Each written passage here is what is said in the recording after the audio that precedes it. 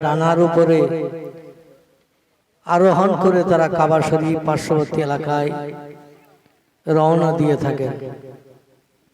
ফেরেশতাদের ডানার উপরে হাজী সাহেবদের পদযুগল পরে, যদিও আমরা সেটা নজরে দেখতে পাই না। সেই রকম একটা মুহূর্তে ইসলাম শরীয়তের 5টি স্তম্ভ, তার একটি হলো হজ। সেই সময় আল্লাহ পাক তার অবারিত রহমত পৃথিবীতে বর্ষণ করে থাকেন। সেই রহমতের আশায় আকাঙ্ক্ষায় আমরা বাংলার জ্যৈষ্ঠ মাস গরমকালের সময় রাস্তার ধারে আর গাছতলায় দ্বীন শরীয়তের কিছু আলোচনা ইতিপূর্বে আমরা শ্রবণ করলাম। সংক্ষেপ কিছু আলোচনা হবে, তারপরে আমাদের আপনজন আত্মীয় স্বজন যাহারা নীরব নগরের অধিবাসী বনেছেন, দুনিয়ার মোহমায়া ছেড়ে দিয়ে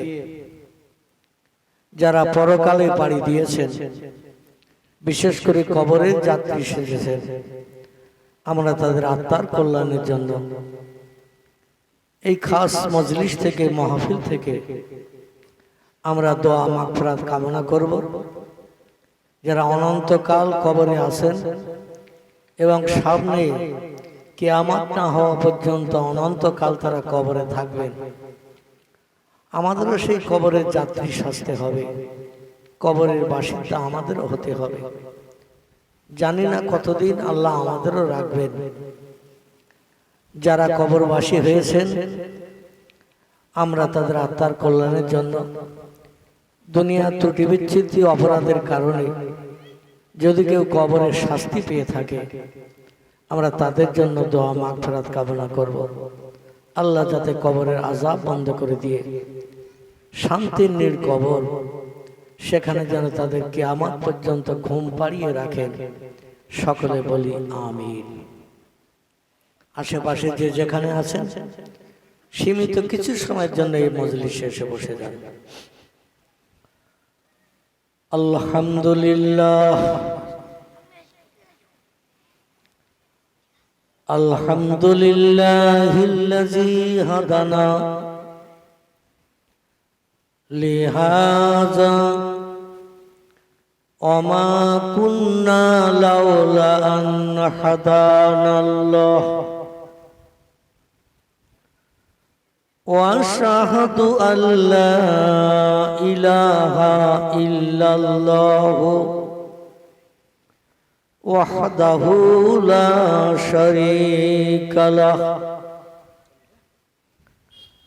شهادة من آمن بالله وكفر بالجبت والطاغوت وأشهد أن سيدنا ونبينا ومولانا محمدا صلى الله عليه وسلم عبده ورسوله سيد الخلائق والأخلاق والموصوف فقد قال الله تعالى في كلامه المجيد وفي الفرقانه الحميد أعوذ بالله من الشيطان الرجيم بسم الله الرحمن الرحيم وما محمد إلا رسول قد خلت من قبله الرسول وقال النبي صلى الله عليه وسلم إنما بعثت معلما كما قال عليه الصلاة والسلام. وقال الله تعالى في شان حبيبه إن الله وملائكته يصلون على النبي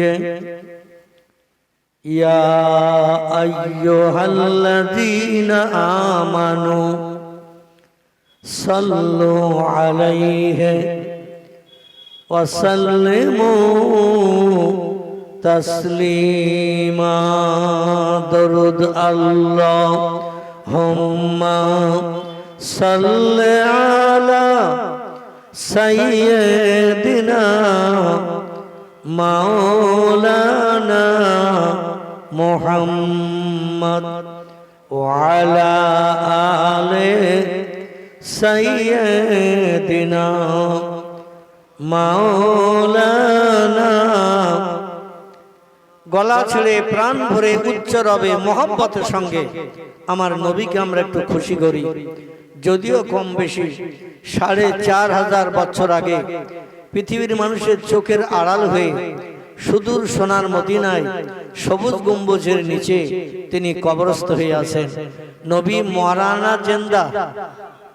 বিশ্ব নবী সাল্লাল্লাহু আলাইহি ওয়াসাল্লাম বলছেন, ইন্নাল্লাহা হাররামা আন তাকুলা আলাল আরদে আসজাদাল আমবিয়ায়ে ফানাবিয়াল্লাহি হাইয়ুন ইয়ারযাকু। চিল্লায়ে বলুন আল্লাহু আকবার।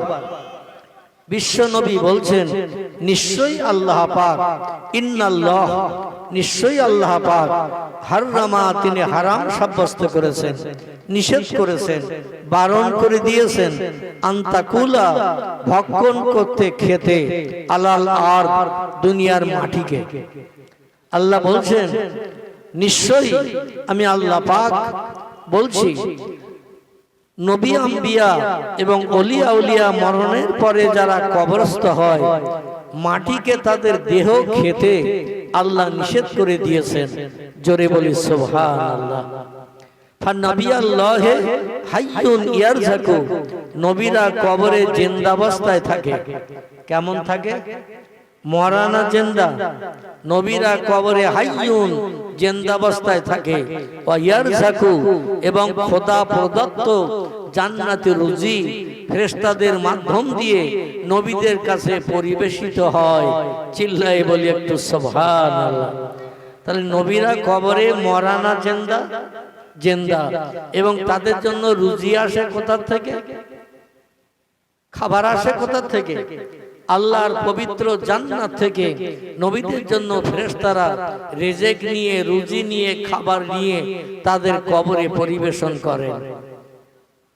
এখন আমরা পৃথিবীতে কিছু খেলে সেটা আবার বার করতে হয় না, হয় না? কথা বলতে হবে। কিছু খেলে সেটা বার করতে হয় না, হয় না? পানি যদি খাই সেটাও বার করতে হয়, মানে পেশাবের দ্বারা বেরিয়ে যায়, ঠিক কি না? আবার কোনো খাবার যদি খাই সেটা পায়খানার দ্বারা মলমূত্র বার করতে হয়। কিন্তু কবরে কোনো নবী আম্বিয়ারা পেশাব পায়খানা করে? পায়খানা করলে তো বাথরুম লাগবে, টয়লেট লাগবে। পেশাব করলে তো পেশাবের জায়গা লাগবে, সেখানে পেশাব করা হয়, ইউরিন যাকে বলা হয় ইংরেজি ভাষায়, সেখানে তো পেশাবের জায়গা করতে হয়। তো কারো কবর থেকে পেশাব পায়খানার গন্ধ বার হয়? হয় নাকি? কবরে যে রুজি রেজেক দেয়া হয় সে রুজি রেজেকটা হলো আল্লাহর জান্নাতি রুজি বা রেজেক, জান্নাতি পানি যাকে বলা হয়েছে আবে হায়াত, কাল কাউসার। কি বলা হয়েছে? কাল কাউসার, আবে হায়াত। ইন্না আতাইনা কাল কাউসার। আল্লাহ বলেন, হাবিব আমি খুশি হয়ে কোন নবী নবীর উম্মতের জন্য এটা আমি দান করি নাই। এটা কেবল আপনার ইজ্জত সম্মানের খাতিরে আমি কওসার দান করেছি। জোরে বলে একটু সুবহানাল্লাহ। কওসার এমন একটা পানি, এমন একটা নহর, এমন একটা খাল জান্নাতের ভিতরে বানানো আছে, দুধের মতো সাদা, মধুর থেকে মিষ্টি। আচ্ছা, দুধের থেকে আর সাদা কিছু আছে? দুধ তো লাল না কালো? দুধ সাদা। আচ্ছা, দুধের থেকে সাদা এবং মধুর থেকে মিষ্টি। পৃথিবীতে দেখবেন মৌসাকে ফুলের রস নিয়ে শোধন করে মৌপকারা যে মধু রেডি করে রাখে, ওর থেকে মিষ্টি আর কিছু আছে নাকি? ওর থেকে মিষ্টি আর কিছু নাই। যে মধুর ভিতরে 100-র উপরে রোগে ঔষধ আল্লাহ বানিয়ে দিয়েছেন। এই মধু হলো তীক্ষ্ণ মিষ্টি। বেশি খেলে আবার পানিতে গলা ডুবিয়ে থাকতে হয়, বেশি খেলে, কারণ দেহ ছালাপালা করে, জ্বালা হয়। তো মধুর থেকে মিষ্টি, দুধের থেকে সাদা, এই কওসারের পানির কালার, রং এবং তার স্বাদ। আল্লাহর হাবিব বলছেন, আমি যখন মেরাজে গিয়েছিলাম, মেরাজে জীবনের 53 বছর বয়স, রজব মাসের 26 তারিখের দিন গত রাত, এটাকে বলা হয়েছে লাইলাতুল মেরাজ। কি বলা হয়েছে? লাইলাতুল মেরাজ। লাইলুন মানে হলো রাত, আর মেরাজ শব্দের বাংলা অর্থ হলো উদ্যগগন ভ্রমণ। আরাজা ইয়ারাজু মেরাজান শব্দের অর্থ হলো দুনিয়ায় পৃথিবীতে মানুষ ঘোরাফেরা করে, ছোটাছুটি করে, এ দেশ থেকে সে দেশে যায়, কিন্তু পয়গম্বর উপরে উঠেছিলেন। শুধু উপরে উঠেছিলেন বাইতুল মুকাদ্দাস থেকে। সিরিয়ার প্যালেস্টাইনের জমিনে একটি ইবাদতের ঘর আছে, এই ঘরটির নাম হলো বাইতুল মুকাদ্দাস। বাইতুল মানে হলো ঘর, মুকাদ্দাস শব্দের অর্থ হলো পবিত্র ঘর, যেটা তামাম পৃথিবীর পয়গম্বরদের কেবলা ছিল। এটা নবী মুহাম্মদ রাসূলুল্লাহর আমল ছাড়া যত পয়গম্বর পৃথিবীতে এসেছে, 1 লক্ষ মোতাবেক 2,24,000 পয়গম্বর এই পৃথিবীতে এসেছে। আল্লাহর ইবাদত বন্দেগীর কথা পৃথিবীর মানুষের কাছে বলেছে। সব পয়গম্বরের কেবলা ছিল কিন্তু এই বাইতুল মুকাদ্দাস। আমাদের নবীরও কেবলা ছিল বাইতুল মুকাদ্দাস। কিছুদিন বাইতুল মুকাদ্দাসের দিকে ফিরে আমাদের পয়গম্বরও নামাজ আদায় করেছেন, সাহাবীরাও নামাজ আদায় করেছেন। কিন্তু প্রিয় নবীর মনের ভিতরে সাধ জাগতো, ইচ্ছা জাগতো, আমার কাবা শরীফ কেবলা হলে ভালো হতো, কাবা শরীফ কেবলা হলে ভালো হতো। আল্লাহ পাক নবীর মনের ভাব জানতে পেরে আসরের নামাজের সময় 2 রাকাত বাইতুল মুকাদ্দাসের দিকে ফিরে নবী নামাজ পড়েছেন, আর নামাজি হালাতে আর 2 রাকাত নামাজ কাবা শরীফের দিকে ফিরে পড়েছেন। জোরে বলে একটু সুবহানাল্লাহ। আচ্ছা, নামাজ পড়ার সময় কোনো মানুষ চলাফেরা করতে পারবে? কথা বলতে পারবে? এদিক থেকে ওদিকে ঘুরতে পারবে? কথা বলা? নামাজের সময় কিন্তু নিয়ত যখন করছি, তখন কিন্তু তাহরিমা বুকে তাকবীর তাহরিমা পেতে যখন দাঁড়াচ্ছি, কথা বলা যাবে না, পা নাড়ানো যাবে না, ওঠা বসা করা যাবে না, কোনো দিকে যাওয়া যাবে না, কথা বলা যাবে না। কিন্তু আল্লাহ পাক বিশ্ব নবীকে বললেন, আপনার মনের ভিতরে যখন শখ হচ্ছে কাবা শরীফের দিকে ফিরে নামাজ পড়লে আমি আল্লাহ খুশি হব এবং আপনিও খুশি হবেন। তাহলে আপনি 2 রাকাত নামাজ হয়েছে, আর 2 রাকাত আসরের ফরজ নামাজ করা রাকাত? হ্যাঁ, ফরজ নামাজ আসরের ফরজ 4 রাকাত, আর সুন্নত হলো 4 রাকাত, এই মোট 8 রাকাত। কিন্তু সুন্নত এটা হলো গায়ের মুআক্কাদা, এটা পড়লেও চলে, না পড়লেও চলে। যারা একটু বেশি বেশি আমল করে তারা সুন্নত পড়ে, যারা বেশি বেশি আমল করে না তাদের সুন্নত পড়ার প্রয়োজন নেই। মানে এই গায়ের মুআক্কাদা, সুন্নতে গায়ের মুআক্কাদা পড়ার কোনো দরকার নেই। কিন্তু যেগুলো অরিজিনাল সুন্নত সেগুলো পড়তে হবে। যেমন জোহরের ফরজের আগে 4 রাকাত, এ সুন্নত পড়তে হবে, না পড়লে কিন্তু গুনাহগার হয়ে যেতে হবে। তো যাই হোক, নবী 2 রাকাত পড়েছেন আর 2 রাকাত বাকি, 4 রাকাত ফরজ। তো 2 রাকাত হয়ে যাওয়ার পরে আল্লাহ আসমানি ফেরেশতা জিবরিল আমিন দ্বারা বিশ্ব নবীকে অবগত করালেন, আপনার যখন মনের শখ কাবা শরীফের দিকে ফিরে নামাজ পড়া, আপনি ঘুরে যেয়ে বাকি 2 রাকাত পড়ে নেন। নবী নামাজি হালাতে থেকেই বাকি 2 রাকাত নামাজ কাবা শরীফের দিকে ফিরে পড়লেন। ওইখান থেকে কিয়ামত অবধি নবীর সাহাবীরা, নবী পাক এবং তাবে তাবিঈন, এইভাবে কিয়ামত পর্যন্ত যত উম্মত পৃথিবীতে আসবে আর কেউ বাইতুল মুকাদ্দাসের দিকে ফিরে নামাজ পড়ে না এবং পড়বেও না, তারা সব কাবার দিকে ফিরে নামাজ পড়বে। জোরে বলে একটু সুবহানাল্লাহ। তো বিশ্ব নবী সাল্লাল্লাহু আলাইহি সাল্লাম ওই যে বাইতুল মুকাদ্দাসে যেখানে 70,000-এর মতো মানুষ একসঙ্গে জামাতে নামাজ পড়তে পারে, 70,000-এর মতো মানুষ একসঙ্গে জামাতে নামাজ পড়তে পারে, এই বাইতুল মুকাদ্দাসের এরিয়া চাতোয়াল, সেইখান থেকে প্রিয় নবী সাল্লাল্লাহু আলাইহি সাল্লাম আল্লাহর দরবারে উত্থাপিত হয়েছিলেন। সেটা হলো সিরিয়ার প্যালেস্টাইন জেরুজালেমে অবস্থিত এই মসজিদটি, ওইখান থেকে উদ্যোগার ভ্রমণ করেছিলেন।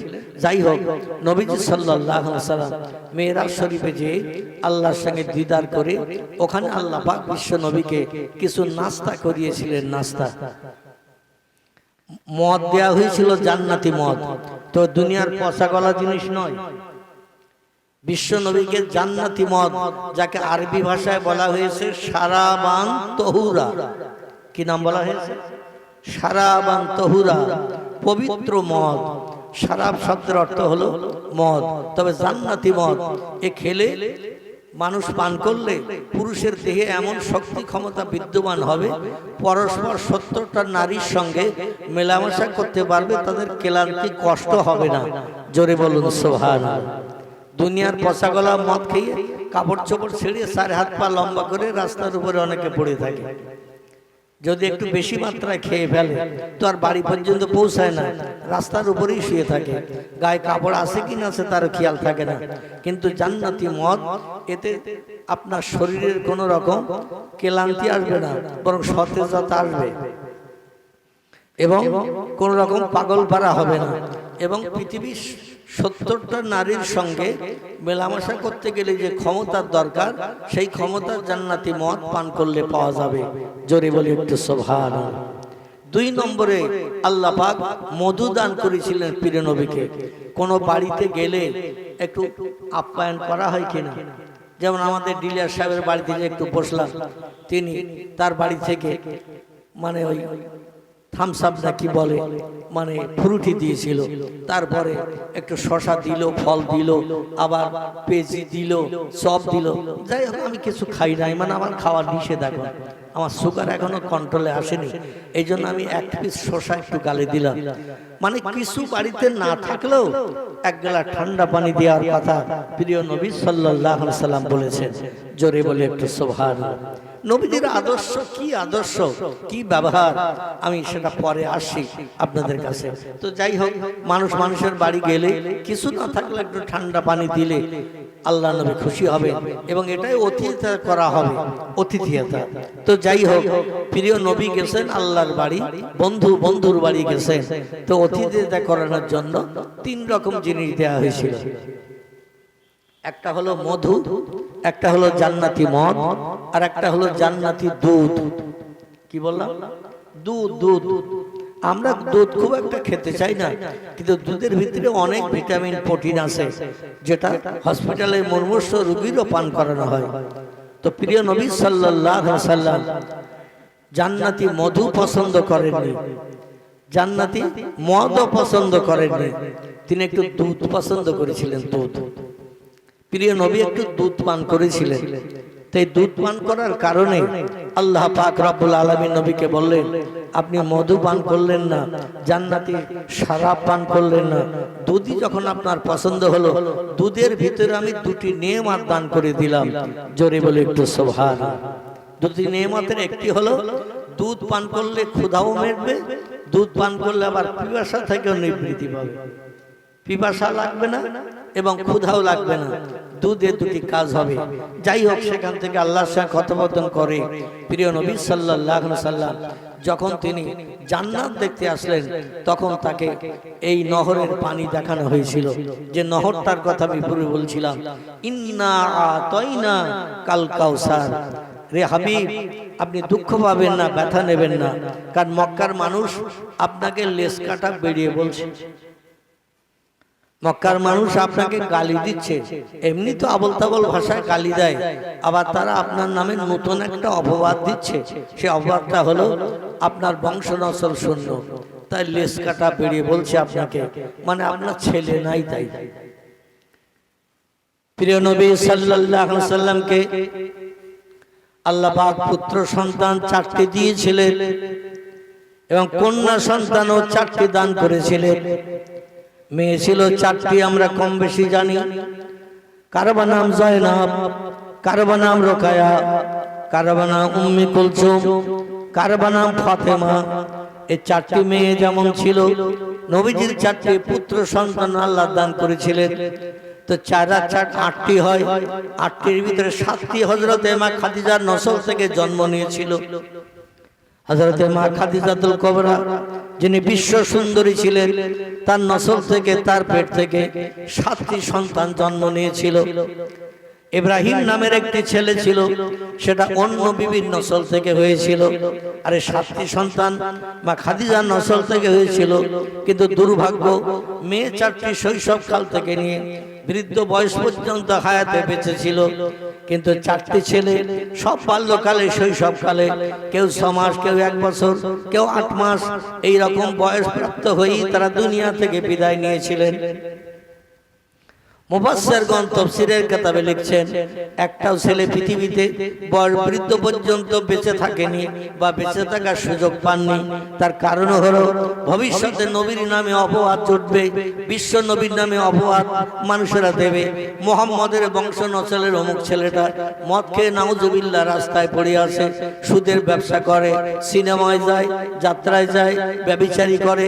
বংশ নসল যদি জারি থাকে, ছেলের বংশ নসল, তাহলে পরবর্তীতে ছেলেরা খারাপ হতে পারে। এই খারাপ হলে নবীর নামে অপবাদ রটবে। এইজন্য আল্লাহ পাক বিশ্ব নবীকে অপবাদ থেকে মুক্ত করার জন্য পয়গম্বর মুহাম্মদ রাসূলুল্লাহর বংশ নসল ছেলেদের বাল্যকালে ইন্তেকাল করিয়ে দিয়েছেন। জোরে বলে একটু সুবহানাল্লাহ, যাতে কেউ কোনোদিন বলতে না পারে মুহাম্মদ রাসূলুল্লাহর বংশ নসলে অমুক ছেলে, অমুক ছেলের ছেলে, ছেলের ছেলে, ছেলের ছেলে এই রকম খারাপ কাজে লিপ্ত হয়েছে। যেমন আমাদের বংশ নসলে এমন ঘটে, কি ঘটে না? ঘটে না? যত বড় নামি দামি আলেম আমি হই, যত বড় পীর সাহেব হই, যত বড় সুফি হই, যত বড় মুফাসসির হই, বংশ নসল চলতে চলতে পরবর্তীতে দেখবেন খারাপ একজন না একজন হয়ই হয়। কি ঠিক বললাম না ভুল বললাম? পরবর্তী বংশ নসল চলতে চলতে একজন না একজন খারাপ হয়ে যায়।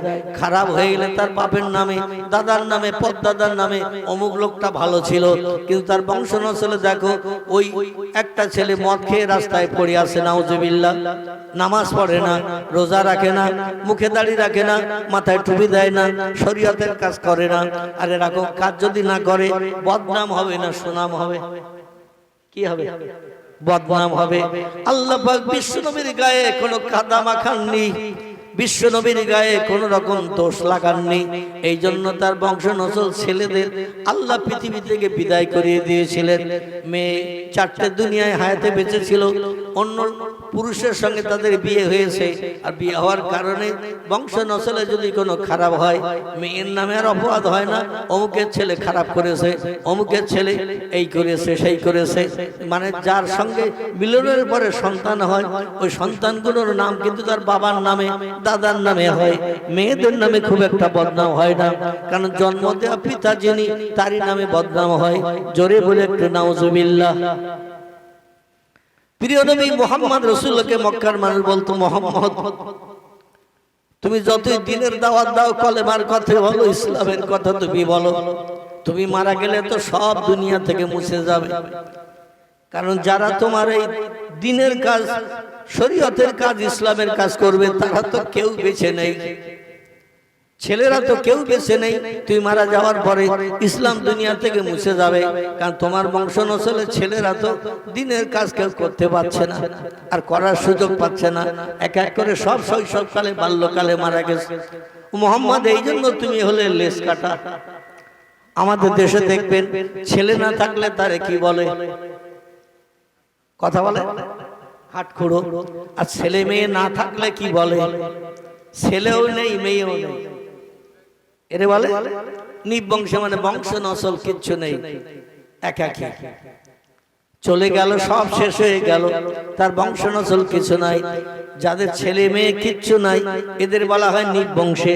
আর ছেলে যদি না থাকে মেয়ে থাকে তবু তারে বলা হয় কি হাটখুড়ো।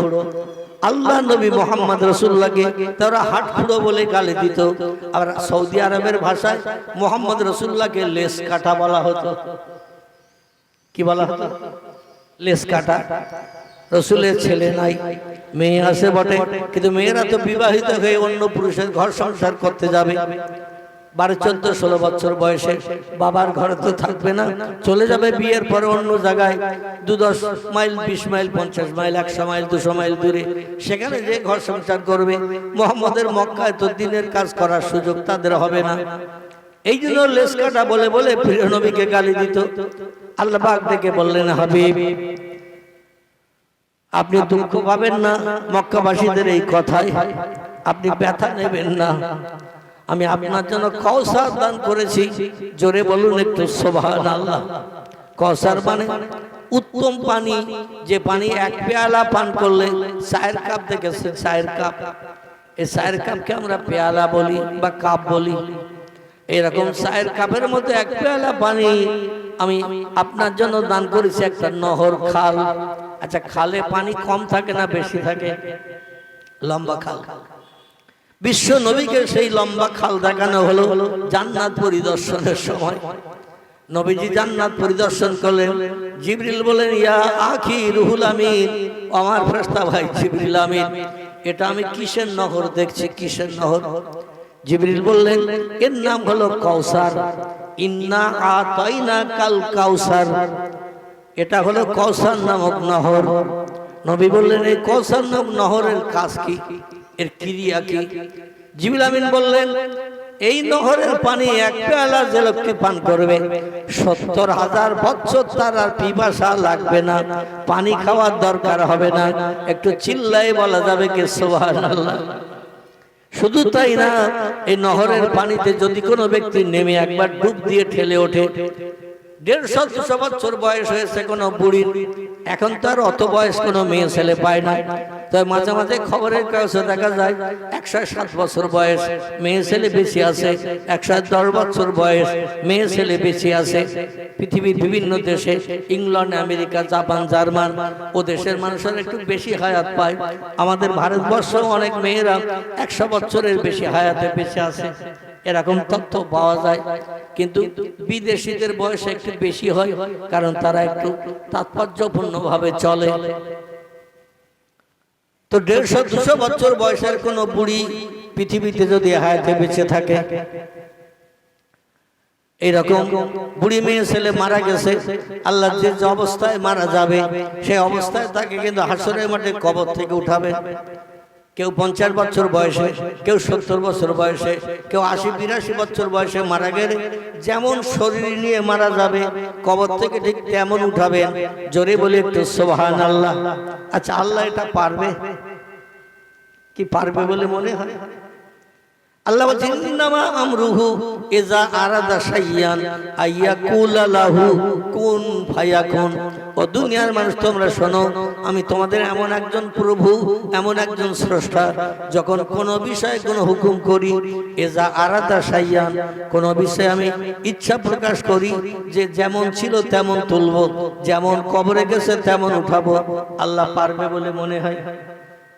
আল্লাহ বলছেন, শুধু একটু বলি কুন হ ফায়াকুন, সঙ্গে সঙ্গে সেটা হয়ে যায়। আমার কোনো কিছু বানাতে রাত লাগে না, দিন লাগে না, সময় লাগে না, শুধু বলি হ, সঙ্গে সঙ্গে সেটা হয়ে যায়। জোরে বলি একটু সুবহানাল্লাহ। আল্লাহ যখনই বলবেন হ, সঙ্গে সঙ্গে সেটা হয়ে যাবে। এখন যে অবস্থায় মানুষ মারা যাবে সেই অবস্থায় হাসরের মাঠে উঠবে, কেউ যাবে জান্নাতে, কেউ যাবে জাহান্নামে। ওই অবস্থায় হিসাব নিকাশ করে যার পাপের আমল বেশি, আল্লাহ তাকে লোহার শিকলের দড়ি গলায় পরিয়ে জাহান্নামে নিক্ষেপ করবেন। কারণ কোরআন বলছে, ফাসাউফা ইয়ালামুন ইজিল আগলালু ফি আনাকিহিম ওয়াসসালাসিল ইয়াসহাবুনা ফিল হামিমে সুম্মা ফিন নারি ইয়াসজারুন। জোরে একটু চিল্লায় বলুন আমিন। আল্লাহ বলছেন বান্দা বান্দিরা কবর থেকে যখন উঠে হাসরের মাঠে দৌড়াবে, হাসর হবে পৃথিবীর মাঝখান জায়গায়। এই তাম পৃথিবী 228টা দেশ নিয়ে পৃথিবী, এই 228টা দেশের মাঝখান হলো পৃথিবীর মাঝখান হলো মক্কা মুকাররমা। বিজ্ঞানীরা এত উন্নত হওয়া সত্ত্বেও হাজার হাজার যন্ত্রপাতি মেশিন বিজ্ঞানীরা বানিয়েছে, পৃথিবীর হাজার হাজার মাইল দূরে কোনো অচেনা অজানা জিনিস মানুষেরা ঘরে বসে বসে দেখাচ্ছে। এত উন্নত। আকাশে কি আছে? চন্দ্র আছে, সূর্য আছে, মঙ্গল গ্রহ, এ গ্রহ সে গ্রহ। পৃথিবীর মানুষ জমিনে বসে বসে তা দেখার সুযোগ পেয়েছে, কিন্তু বিজ্ঞানীরা এখনো একটা জায়গায় সাকসেসফুল হতে পারেনি, উত্তীর্ণ হতে পারেনি। ভূগোল বইতে, ইতিহাসে কোনো বইতে এখনো বিজ্ঞানীরা লিখতে পারেনি পৃথিবীর মাঝখান কোন দেশের কোন জায়গা। আছে কোন ভূগোল বইতে? আছে কোন ইতিহাসে? আছে কোন লেখকের লেখনীতে ধরা পড়েছে যে পৃথিবীর মাঝখান কোন দেশের কোন জায়গাটা? জাপান আছে, জার্মান আছে, ইংল্যান্ড আছে, হল্যান্ড আছে, পোল্যান্ড আছে, ইতালি আছে, ব্রাজিল আছে, এভাবে বুলগেরিয়া আছে, পৃথিবীতে সৌদি আরব আছে, ইরাক আছে, ইরান আছে, কুয়েত আছে, পারস্য আছে, তুরস্ক আছে, যত দেশ পৃথিবীতে আছে, আমাদের ভারত আছে, বাংলাদেশ আছে, পাকিস্তান আছে, শ্রীলঙ্কা আছে, এভাবে যত দেশ পৃথিবীতে আছে, কোন দেশের কোন জায়গায় পৃথিবীর মাঝখান এখনো পর্যন্ত পৃথিবীর কোন দেশের বিজ্ঞানীরা এই তথ্যটা দিতে পারেনি।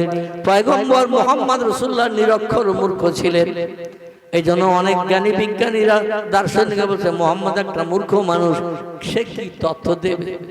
আর মূর্খ মানুষের তথ্য আমাদের পক্ষে মানা যাবে না। তাই মূর্খ মানুষ একটা তথ্য দিয়েছেন 1450 বছর আগে।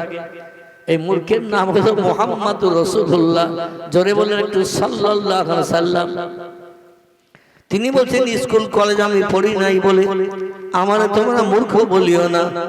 ইন্নামা বুইস্তু মুআল্লিমান, আল্লাহ পাক আমাকে তাম বিশ্ববাসীর শিক্ষক করে, টিচার করে, প্রফেসর করে, আমারে অধ্যক্ষ অধ্যাপক করে পৃথিবীতে পাঠিয়েছেন। আমার অত জ্ঞান অতীতে কারো ছিল না, বর্তমানে নাই, এবং ভবিষ্যৎ প্রজন্মেও হবে না। জোরে বলুন একটু সুবহানাল্লাহ, আর একটু জোরে বলুন সুবহানাল্লাহ। স্কুলে পড়ি নাই বলে আমারে মূর্খ বলিও না, খাতা কলম দিলে লিখতে পারতাম না বলে আমারে তোমরা নিরক্ষর মূর্খ বলিও না। আমি হলাম পৃথিবীর সেরা জ্ঞানী, একটু চিল্লায়ে বলুন সুবহানাল্লাহ।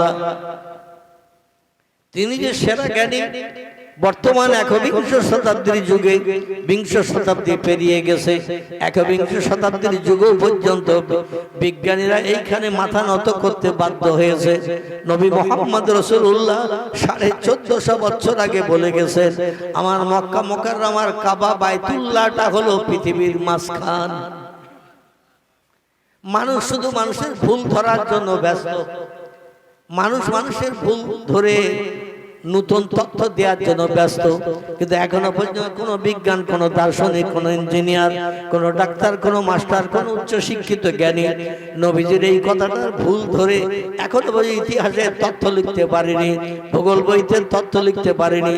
মুহাম্মদের তথ্যটা 1500 বছর আগে ভুল ছিল, আমরা নতুন যন্ত্রপাতি মেশিন বানিয়ে সেই তথ্যটা সঠিক হয়েছে, আমরা সাকসেসফুল হয়েছি। আমরা বলছি জাপানের দেশের অমুক জায়গা, জার্মানের দেশের অমুক জায়গা, আমেরিকার দেশের অমুক জায়গা, ইংল্যান্ডের দেশের অমুক জায়গা, এটাই হলো পৃথিবীর মাঝখান।